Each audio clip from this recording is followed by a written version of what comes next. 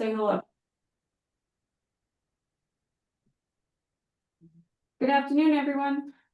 We are here with Alex from Infor and Josh and Frank from Guide Technologies. Thank you for joining us this afternoon. We're going to talk about some CMMC regulations, and hopefully you guys have some questions and we can answer those at the end. And we're just going to let Alex take over. He has a lot to share with everybody today. Go ahead, Thanks so Alex. much, Sharon. I really appreciate it. I'm really happy to be here with you guys. Thanks very much to Guide for hosting this, and I'm really looking forward to the discussion today. So as Sharon mentioned, we'll start with some slides here to give some basic background information so we can level set with everybody in terms of what's going on, and then we'll follow up with some questions and discussions. So let me get started with the deck here because we would not live without PowerPoint. All right.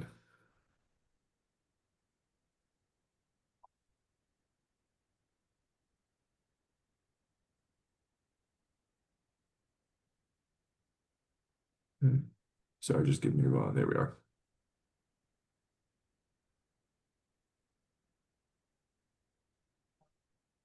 All right. And folks, just let me know when you can see the screen. Do it. Yep, we can see your screen. Excellent. Okay, thanks so much. So this is our CMMC update for November 2025. Right, so let's talk about this a little bit. So what is CMMC and what does it stand for? So this is the Cybersecurity Maturation Model Certification. Naturally, only the Department of Defense could come up with an acronym like this. But it's basically DoD's framework for cybersecurity to safeguard controlled unclassified information. And a subset of that would be federal contracting information. So it's within the defense industrial base. And basically this was initiated about 7 years ago or so as a concept. Formally became a program in the last couple of years, but it didn't really have any teeth in terms of an enforcement mechanism, right? So when that went into effect, right, so 2.0 was released in 2021, if we look under the overview, right, the first bullet that's there. So it streamlines compliance in accordance with the NIST standard, right? So that's the 800-171. So there's different levels of cybersecurity requirement compliance here that come with that, levels 1, 2, and 3, which you'll see there. And then the question became, who is it going to apply to, and is the federal government actually going to institute this and make it mandatory across the board? And so there were a lot of discussions across the community. Is it going to happen? The Pentagon had signaled it was headed that direction from the CIO's office, and then it really became a matter of policy from the senior levels of government and the administrations, both the previous and current administration, to determine if that was going to happen. So we were all expecting it to take place at the end of Q1 this year. There were a couple of incidents over the last year. The Secretary of Defense, now Secretary of War, it stated that there were some issues with foreign actors trying to get access to clouds for maintenance purposes. And at that point, that followed years of corporate proprietary data theft, where we've had near-peer adversaries overseas, in Asia and in a few other places, who had been attempting to steal defense industrial base secrets to gain a competitive advantage, over the United States. Particularly if we were to enter into a near-peer adversary conflict. So what that means, sort of in plain English, we spent the last 25 years engaged in a global war on terrorism, in which we were fighting unsophisticated actors in terms of the armaments and weapon systems that they used.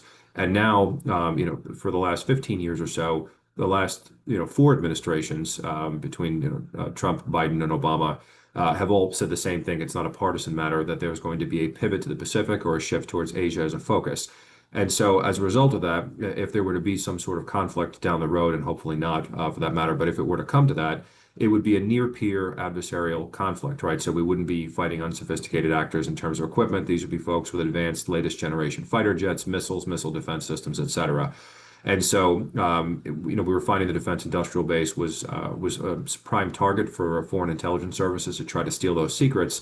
And as a result of that, the Department of Defense finally said, look, I know the administration doesn't want to put new regulations on business and the community in general, but this is absolutely required to safeguard the nation's secrets and make sure that we are not going to be falling behind, potential adversaries, and that we can, defend and hopefully deter any future conflict from occurring. And so that was sort of the impetus or the reason why this came about the way that it is. And so in order to protect, the department came up with a framework that is CMMC. And so what you see in front of you, level 1, level 2, and level 3, vast majority of companies will fall into the level 2 category. Altogether, Forbes published an article a couple of months ago that there were about 300,000 companies total in the defense industrial base, some small ones providing, just services, not necessarily manufacturing. But of those, they're expecting about 80,000 will require level 2 certification. And of that, only about 275 at the time were certified at the end of August, mainly the large prime contractors. but that number has grown a little bit since then. And part of this, which we'll discuss going forward, is that this applies to subcontractors and suppliers as well, and they're expecting prime contract holders to make sure that they're validating and vetting their supply chains to ensure compliance. And that's not the government's responsibility. They're looking at that as the contract holder. So if you are awarded a contract and there's a CMMC clause from the Defense Supplement, Federal Acquisition Reg, you'll see the DFAR coming up. That will be your cue that you will be required to do that and make sure that you are, qualifying your base, or if you happen to be a tier 2 or tier 3 supplier or a subcontractor to a prime or an integrator. Okay. So what that means here, right? So there's about 110 controls for level 2, which will hit going forward that need to be applied. And then there's a greater if you get to level 3, and then there's a timeline associated with that, which we're going to cover coming up. So that final rule that I talked about, because like I said, there's been no teeth to date in terms of enforcement mechanism. That changed on September 10th. So on September 10th, the federal government published the rule change in the Federal Registrar, which embeds CMMC directly into the acquisition process, and it goes into effect 60 days after publication, which was in fact 2 days ago on November 10th. So at that time, all new solicitations moving forward should have a clause or several clauses in the contract, or the solicitation rather, stipulating that if there is control unclassified information or the potential to store it, if you look at the regs, right, or federal contracting information, the subset there, and there's specific language around what that applies. We'll look at some of the definitions in a minute. Then you will be required to have meet CMMC certification in order to be awarded the contract. One of the DFAR clauses that's coming into effect literally will instruct the contracting officer on the government side that you cannot be awarded the contract if you are not compliant. And so that's the significant change that took place as of 2 days ago. So where you've had previously, the framework to protect, control, and classified information, there really wasn't an enforcement mechanism. The enforcement now is that you would not be able to be awarded the contract or be re-awarded, an option year on a contract that calls for it if you're not compliant. So that overall is a little bit of the history and what's changed over the last few days, which has been 7 years in the making for the community. Okay, so I'm gonna move to the next slide here. So what does it mean for contractors, right? So 7021 is activated, right, which we talked about. So competing for new awards, exercising option years, and receiving modifications or extensions, okay, if you require it. So that comes up a lot from folks, does this every contract, does it apply to me, does it not? So it is specific, right, for the regulations as to whether or not you've got that handle federal contracting information or controlled unclassified information for which there are definitions that contracting officers will be holding folks accountable to. And that's something that your compliance folks will become familiar with if they're not already, okay, and what that means and how it affects the business. Okay. So we talked about some of those changes coming, right? So here's some of the cybersecurity compliance, and we've gotten some support from colleagues at BDO, Christina Reynolds, who is a world-renowned expert in this field, to help provide some of the information here. But if we take a look at the DFAR clauses here, they're highlighted in yellow on the right, 7021, right? Cybersecurity maturation model, right? Requirements and rulemaking in 48 CFR. And then also the DFAR 7025, right? So notice of the model requirements. So that's the one that's instructing that it needs to be there. So those are new and have been added. So oftentimes things are confused as well, right? So people say, CMMC, ITAR, EAR, they're sort of used interchangeably. They're actually very different things. So EAR, right, is your export administration regulations, right, for dual use items, and that's regulated by the U.S. Department of Commerce and overseen by it for enforcement, right? And then there's the International Traffic and Arms Control regulations, and that's for defense articles, right, and services, export and import of those. That's covered by the DDTC at the State Department. It's the Directorate for Trade Control on the defense side. And then CMMC is the Department of Defense, and it's being instituted through DFAR clauses, right, which is as we mentioned, the defense supplement to the Federal Acquisition Regs. So what all that acronym soup means in plain English is there are two sets of export control regulations, EAR and ITAR, which are regulated by Commerce and State. Separately from that, you've got CMMC, which are cybersecurity models. So in that particular case, there are some companies that if they have business or an entity of their company that happens to be in Canada or what we call one of the English-speaking five, sometimes they'll get a TA waiver from the State Department that will allow them to have foreign national access for the purposes of arms control. That doesn't extend naturally to CMMC in terms of foreign nationals accessing things. So that's where we talk about this in terms of a partnership being a shared responsibility model. Our offerings, our CMMC ready offerings are hosted on Amazon Web Services, CMMC compliant GovCloud. The product itself is CMMC ready, but then it requires the end user, whoever, whichever company is purchasing and using the system to ensure that they're only allowing folks access to the system who are authorized to have it, and that the controls are in place and the configuration when you go through the setup of the system to meet the compliance. So you can get a CMMC ready cloud and a CMMC ready product, but then it's incumbent upon the users to maintain the access. That way you meet the requirements. And then we'll talk about that coming in a couple of slides here in terms of what you'll need to do for compliance purposes, both for self-certification to start and then to have a third party come in and do that in the years to follow. Okay. So just want to make sure everybody's clear because those often get interchanged. Okay. So again, we talked about the effective date, right? So it's November 10th of 2025. So notifies the contractors they're required to have level 2 cert, right? Functions basically is the enforcement mechanism to make sure that there's teeth behind it, because right now, prior to that, they could not award. Okay. And it's basically a notice of the requirement. So that's why it's for solicitations going forward. It's letting you know if you're bidding on this, you won't be able to win it if you're not certified. Okay. And it works together previously with clauses that were already out there. On the right, you'll see 7012, right? That's safeguarding covered defense information and cyber incident reporting. And then 7020 run right now with the assessing contractor implementation of cybersecurity requirements. So it's building on, hey, the program exists to now not only it exists, but you also have to ensure that you meet compliance if you want to be eligible to win new business. Okay.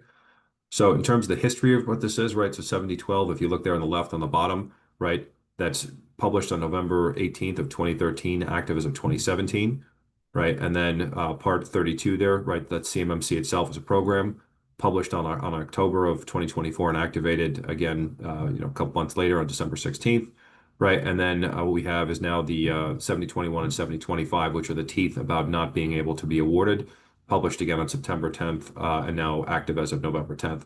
So as you can see, this goes back conceptually all the way till 2013. So it's actually 12 years going back, chasing back to 7012. Okay. So in terms of a timeline, and we'll hit a couple of these slides. What does this mean? So for phase 1 self-assessment, so if you are level 1 and level 2, based on your level of potential access to CUI that's in the contracts, et cetera, or you have a system that's capable of storing, right? You basically have 12 months to do a self-certification in a government portal where you're going to have to go in and certify that all 110 controls have been reviewed. And then you're going to have to score against it. If you have a single -3 or -5, you will end up failing. It will not allow you to continue. It'll gray out, right? And that comes under penalty of perjury in terms of the certification, because if there's a problem later on, they'll go back and say, hey, who signed off on this in the company? Did they actually implement the controls? So that's from the first year, right, which is basically from 2 days ago till a year from now. And then in the second year, which is phase 2, right, that's when you're going to require a third-party firm to come in and do a certification for you from the outside, right? And then they may start including level 3 certs in the documents as necessary. And then level 3, which is a higher level of certification, right, will be then months 24 through 36.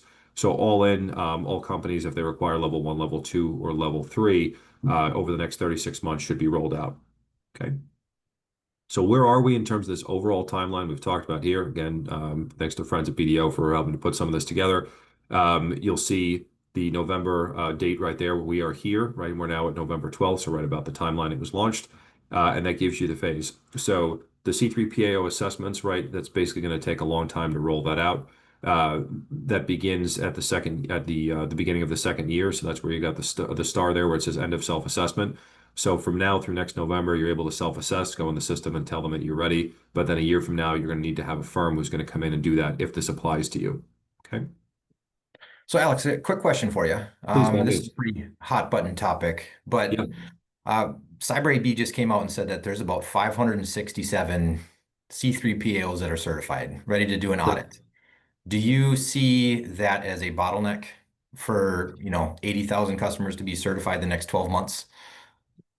Yeah, I mean, I do see it as a potential bottleneck. I mean, just numerically, as you mentioned there, right? And there is the ability for more folks to come online, but they've got to go through training to do that. So the self-assessment period, I don't think is going to change in terms of the initial, right? But if you just do the sheer math there's a potential that self-assessment period may be extended in the event that there aren't enough, C3PAO firms with slots for availability to get that done, or will the government accept the fact that you then got a future date already scheduled to get this accomplished? That's kind of unknown, right? So I think that to your point, there is a potential for a strategic choke point.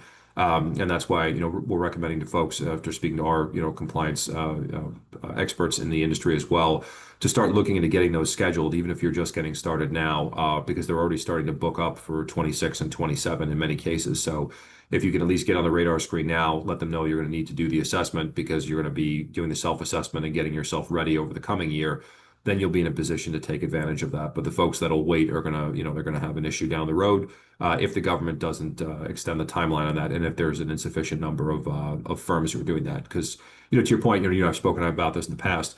There are firms who are doing one of two things, right? So they're either doing the consulting piece up front to help customers, meet the compliance, tell them what they need to do, help them through that process to get there, right? Identify the shortcomings, weaknesses, potential solutions, of which, from the ERP side overall, that we're here to provide to customers, right? In terms of having several offerings to take you from SMB to mid-sized to enterprise companies.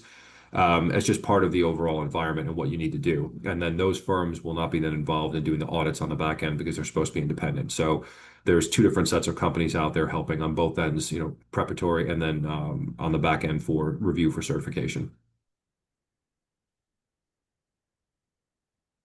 Perfect. Okay. Right. So when we talk about this, right, so the certificate requirement, right, must have a current cert at the level required by the contract and must maintain that for life. Current means not older than 3 years. Subcontractor flowdowns, right? So all subcontracts, except for COTS. So COTS is an acronym. It stands for commercial off the shelf, right? So if it's something you can buy like Radio Shack or somewhere else, right, that's not going to apply. But if you're manufacturing, that's a different story, right? So prior to subcontracting, the prime's got to ensure, like I was mentioning earlier, that the subcontractors have a current cert at the right level if the contract calls for it.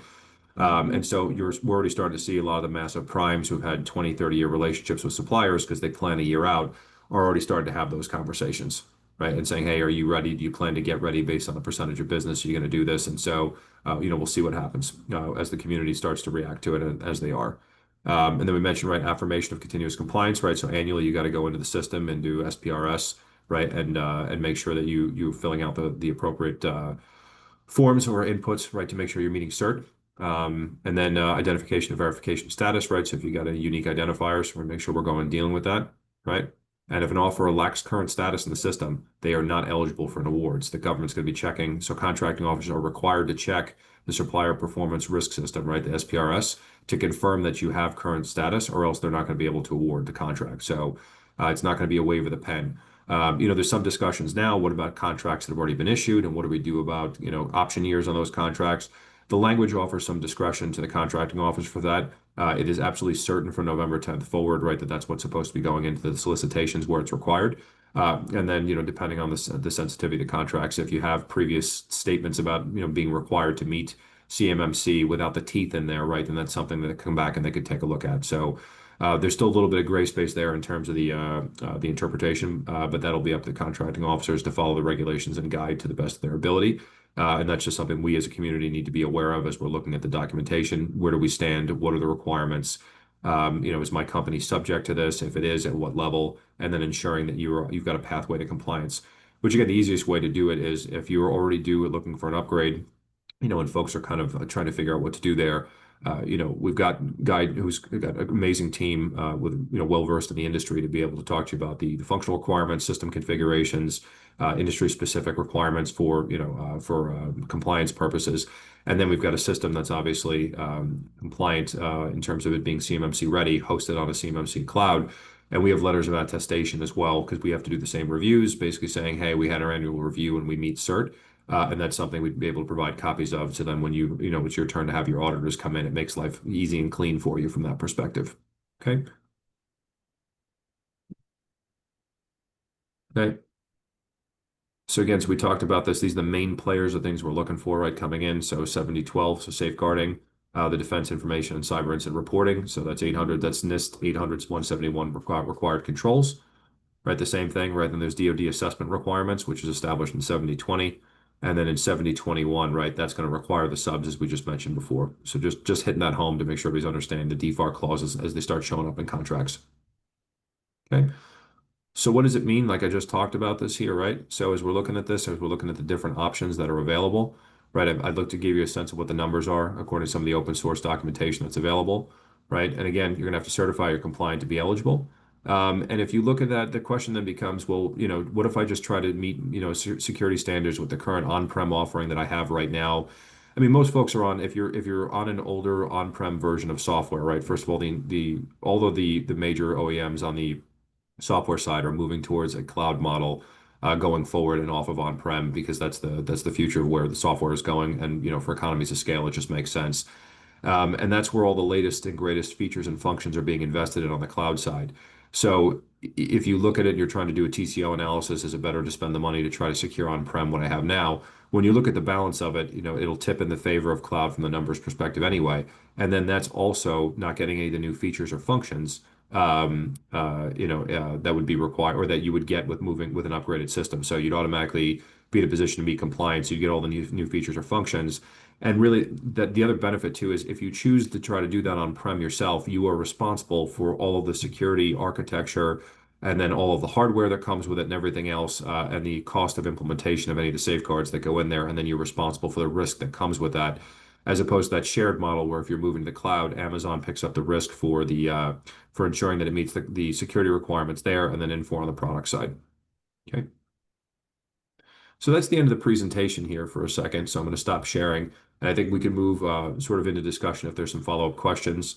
Sharon, I don't know if there's the ability for them to enter questions in the chat, but happy to answer to the extent we can, and then get back to you with follow-ups if you guys have anything. Alex, I got a couple more current event Sure, questions for you. But so Secretary Hegseth came out with a new procurement process in the Secretary of War. Do you see that affecting CMMC in any way, changing the way that they're purchasing defense? Excellent question. So, I mean, they're kind of they're not quite mutually exclusive, but they're in the sense that one won't impact the other. They kind of work together in harmony. So, let me give for the big acquisitions where you need a 4 to 5 year CAPE study, which is overseen by a civilian with a 4-star rank equivalency at the Pentagon to do big strategic studies for acquisition of systems. Most of that stuff exceeds the timeline that our adversaries have, right? It's now public open source information. Xi Jinping has told the People's Liberation Army to be ready to take Taiwan by 2027, right? That's just one contingency we're looking at across the world. Doesn't mean it's going to happen that year, but that's when the threat window opens for a possibility of a contingency in the South China Sea. The department has made clear that one of the things they're looking at doing is the mass acquisition of drones, air, sea, and land, particularly to slow down in advance of ships. And again, this one contingency we're discussing, but just it's illustrative of the other contingency we've got globally, which I'll kind of touch on overall. There's a 100-mile strait between the Chinese coast and Taiwan, so slow Chinese ships as they approach the islands to be able to flex forces from the west and the Pacific in the event that a commander-in-chief makes a decision on a policy level that they want to come in and militarily defend Taiwan. There's no treaty obligation to do so, but our posture on that has been rather ambiguous, I think, specifically as a means of deterrent.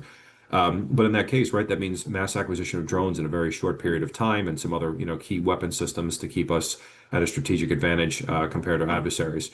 And so the old acquisition cycles are cumbersome in that sense. And in some cases, like I just mentioned, they may eclipse the adversary's timeline. And as we like to remind folks, unfortunately, from 9/11, right, the adversary gets a say in timing.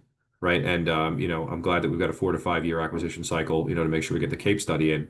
But if your adversary is looking at a 1 to 2 year window for potential action, it's well within inside your acquisition cycle. And so, this is the previous administration had begun looking at it. This administration is looking at it. The Pentagon is one of the largest bureaucracies in the entire world. I worked in the building, so it's not an outside criticism. I was part of that one small cog in a giant wheel. And I think there's an attempt to see what they can do to streamline that. So at the same time, while we're doing that, cyber threat actors are becoming much more sophisticated in attempting to penetrate the defense industrial base. And I can't get into too much detail, but while I was still in government, sitting at the Pentagon, I was chief of sensitive activities specifically for special operations and combating terrorism, but I had special technical operations and some other acquisition stuff. And I remember sitting across the desk, brought an NCIS agent with me from a defense CEO, and had to explain that their system was not going to be given a contract because their weapon system was already built on a test range overseas for which there were photographs, and they hadn't even finished the acquisition process in the US. And it was because their system had been exposed and the adversary got their hands on the designs and it already got out in front of them, and then we're building countermeasures. Right. So that makes that, multi-billion-dollar weapon system rendered useless before it even gets fielded. And so that's the type of stuff they're trying to protect against. And that's the reason that we're looking at. So if you look at just the threat picture going forward, and overall from a market standpoint, right? So we have Europe, which accounts for NATO overall, but in Europe particularly, 15% of foreign military sales, or FMS, go to Europe right now. Europe is increasing spending across NATO, for that matter, from 2 to 5%, right across the board with incremental increases. So we're looking at, over doubling, what what is being spent in Europe on defense, which is going to be more procurement in the United States. We have to restock NATO and allies to pre-war levels from Ukraine because there were a lot of defense articles that were transferred and new stuff is being purchased. So not only are we transferring, we're trying to equip a million-man army in Ukraine, uh, replacing everything that they're expending in the current fight, and then articles that are being transferred to the Ukrainians from the Europeans, they're then buying new stuff, and that's got to be restocked. We've got an active conflict that was going on in Israel for quite some time where we were expending critical weapon systems like 155 artillery shells, which were also being used in Ukraine. So there's a whole bunch of those weapon systems and money that's being spent that needs to be restocked in scale. And that's just stocking up. Never mind the fact that we've seen obviously Russian actions in Ukraine and potential for future across the board, which European leaders are warning of, regardless of which political party you're in. These are just statements across the board in terms of what we're seeing. So this is not a political discussion. This is just literally an observation, battlefield observation of what we're seeing. We've got nearly 25% of the U.S. Navy is about to be stocked off the coast of Venezuela by the end of the week. And not sure what contingency is going to take place there. So between Europe, between the Pacific, the Middle East is not still quite settled. Looking forward to eventually getting out of there. Every administration has been, but every time that happens, we pivot to the Pacific. We dealt with ISIS in 2014 and 2015 that refocused attention there. There was another attempt to pivot, and then Hamas attacked on 10/7, and the weapon systems were tied up with the Israelis.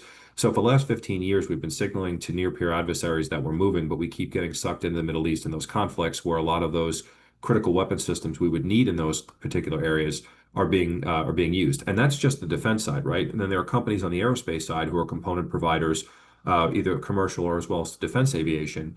And in their cases, we're looking at 2.8% airline growth, in terms of fleet replacement. But because of supply chain delays and back orders, and some of that stuff is not going to be delivered until 2030 or 2040. So a lot of those tier two and tier three suppliers who are providing parts for MRO on the aviation side are going to see an increase in their orders as well because they're going to be maintaining aging fleets going into 2030 and 2040, right? And if you've got a mixed business that's split between commercial and defense, and if those defense contracts require it, right, then that becomes a question of your business. Do you end up on GovCloud, split between GovCloud and commercial, some combination thereof? Those are all things to consider as the regulatory requirements are being flowed down. And so those are things that us collectively, right, as a team in the ecosystem here, especially with Guide as a premier partner, are things that we can talk to you about and help you kind of work through that as you work for a system selection. Does that make sense, Josh, to answer the question? Yeah, absolutely, absolutely. There's a huge opportunity in the defense industrial based supply chain, right? Reshoring, bringing that manufacturing back to the U.S. Absolutely. So absolutely. And I think you then, actually just raised a good point, if you don't mind, if we'll just hit on it, because, yeah, in terms of absolutely. re-onshoring, so that's a big thing that folks ask too. Like, what about tariffs? As a company, we don't have a position on tariffs. Like, they are, right? They exist. They are what they are. And to your point, the intention from the administration in instituting them is to re-onshore both manufacturing and supply chains to shore up, manufacturing in the U.S. across the board, not just necessarily in defense, but also from a national security perspective and bringing some of that stuff back in. So that is the other factor that's impacting the shift in supply chains. And so separate from CMMC, just the additional functionality you get incrementally with upgrading to latest systems helps you manage the impact of the tariffs from shifting supply chains as well as any tax implications, those types of things that come with it, and then the fact that you need to be flexible because we've seen these policies are changing on a rapid basis. So whether you've got an opinion, good or bad, is irrelevant because they're here. The president's made clear as to what the intention is, and so the system is there to help you guys navigate through those changes. Thanks, Josh. Sorry about that. I think you queued up a good point. Yeah, absolutely. There was a study just done just in the last couple weeks from a firm called Cybersheath that Mhm. said that there was already 89% of the respondents of that defense contractors had already experienced some type of loss from a Oh yeah. cyber incident.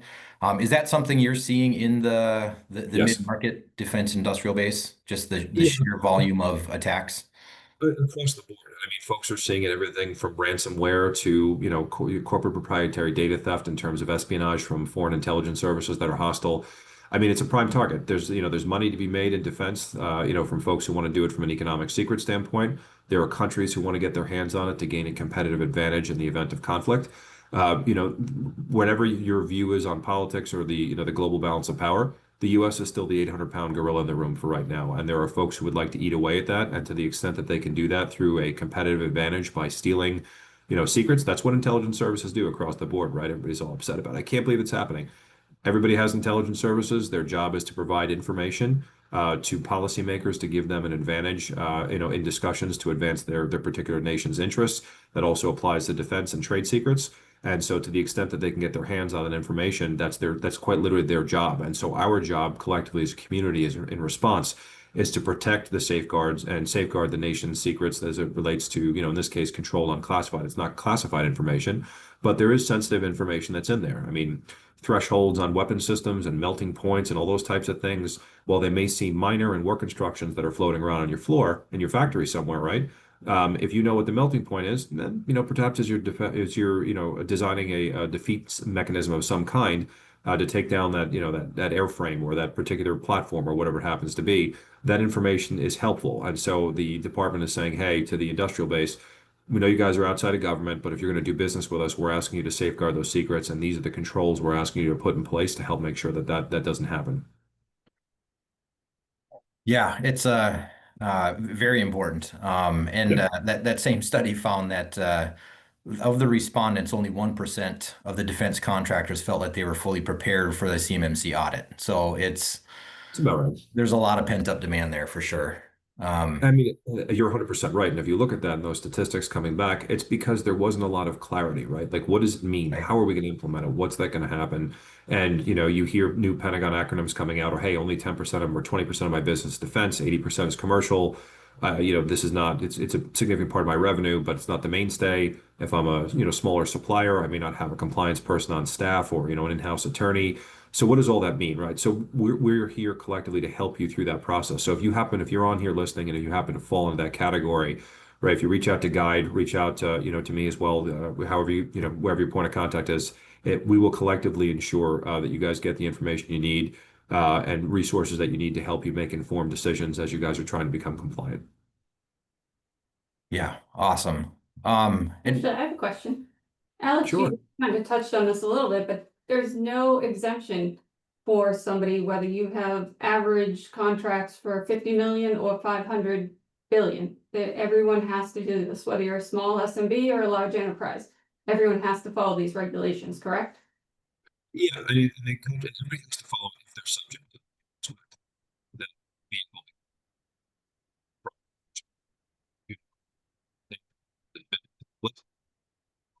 To factor the cost of compliance and the revenue on the backside, like you said, as you're making those decisions about your business, and if you want to maintain and be in the industry, you have to. And so we're trying to have some discussions just in general with government folks because this is an unfunded government mandate, for lack of a better term, right? There isn't an ability to backbill this right now. So the government's saying if you want to play in the defense space and the business and the contract solicitation calls for CMMC compliant, you're either compliant or you're not. So the impact to SMB in that sense, particularly the small and mid-sized companies, right, is not lost on any of us in the ecosystem. So that's what we're encouraging folks if they speak to their legislators or others, they're engaging government officials. If you have those, ability to do that, if your company engages in that type of effort, those are things that we're trying to raise to officials for that reason. And so I've had several discussions with members of Congress about that as well. And so we'll see where that goes over the next year. But the concern and the question you raised, Sharon, is one many folks across the industry have. So that's why we're asking folks, if you're looking at solicitations, make sure you're looking closely, check the clauses,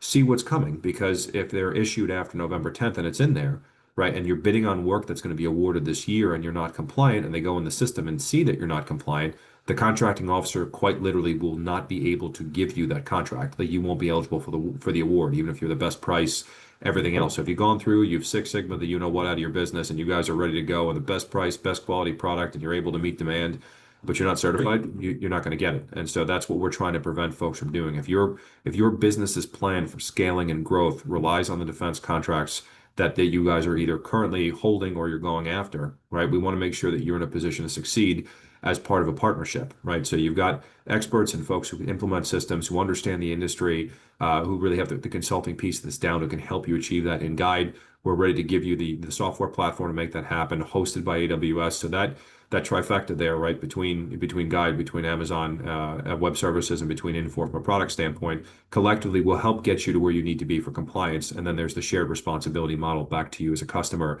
to ensure you meet that for access controls and things of that nature. Sorry, Sharon, I know it was very long-winded, but did that answer the question? Oh, thank you. Sure. Awesome. And I don't, do we have any questions in the? There's, let's see. So yeah, great question. Question about FedRAMP and the FedRAMP marketplace. Yeah. How does that coexist with CMMC? What does that mean to be on the FedRAMP marketplace? Excellent. So FedRAMP and CMMC are sometimes used interchangeably, right? So you get high versus moderate. So looking at that also corresponds back to the level that's required, right, in the system. So excuse me, in the contract and where you fall on. So that forget just the regulation, what it ties to, that then quite literally ties back to some functional issues, right? Are you directly tied to government systems? What level of information are you getting direct access to? And so that then speaks to what level of CMMC compliance you have, and then FedRAMP authorized, right, at what level, at moderate or high, as you're looking at those. So there's a direct tie back to the others, causality-wise, in terms of what level you sort of end up residing at in the long run. So the terms are used interchangeably, which I think is why it's a great question. When most of our customers we're looking at are on the moderate side, right, in terms of where they happen to fall for compliance purposes. But if there are folks who are high, that's a different conversation in terms of the enhanced security to be required for those environments. So if you're unsure of where you fall in that, right, that's a question for the compliance person. If you don't have one and you want a consultation to say, hey, can you kind of help me work through that? Absolutely reach back out through Guide, and that's something that we can kind of help you collectively take a look at and determine where you fall. And then, again, that really will tie back to your contracts and your future growth. What areas you're trying to get into. There are folks, if you're looking at providing, perhaps pairs of combat boots somewhere, right? You may not necessarily be falling into a sensitive category. If you're building or constructing or contributing to very sensitive weapon systems or platforms going forward, the chances of you falling into one of the higher categories are much greater, right? And that's just the common sense factor applied. So great question. Great. If anybody else has additional questions, feel free to throw them in the chat button here. We can try to get to them. And we're more than happy to set up a call after this as well and address some questions one-on-one. If we can, we'll reach out after the show here and certainly reach out. But Sharon, any Chat, no one has any other questions? We can give everybody back a little bit of time in their day. Yeah, and this is the first of a 4-part series. So look for additional information coming out about a follow-up session that we're going to be doing in January. But yeah, we'll be touching on a couple of different topics. Hopefully we'll have some customers joining us as well to talk about their journey. But this is a very important discussion, very important topic. Alex, thank you so much for joining us. Your expertise is amazing. We appreciate your time and, in between flights and traveling the world to join us for a couple minutes here today. We really appreciate you. Anytime. Happy to be here. Thanks for you guys for doing this. It's important as overall we operate as part of an ecosystem, right? So Infor as itself is an institution, in terms of being a software company and our own services we provide. There are firms who will really specialize in particular industries and particular, software platforms. And so we're really happy to have Guide as a partner to work through this, especially in this period of growth that you guys are experiencing in the industry and the new, regulatory requirements. We're all reacting to it the same way because, it impacts all of us the same. So again, thank you guys for doing this. It's incredibly important, and really appreciate Guide for all your efforts here. Very good. Thank you. We appreciate everybody's time. You too. Thanks. Thanks, everybody.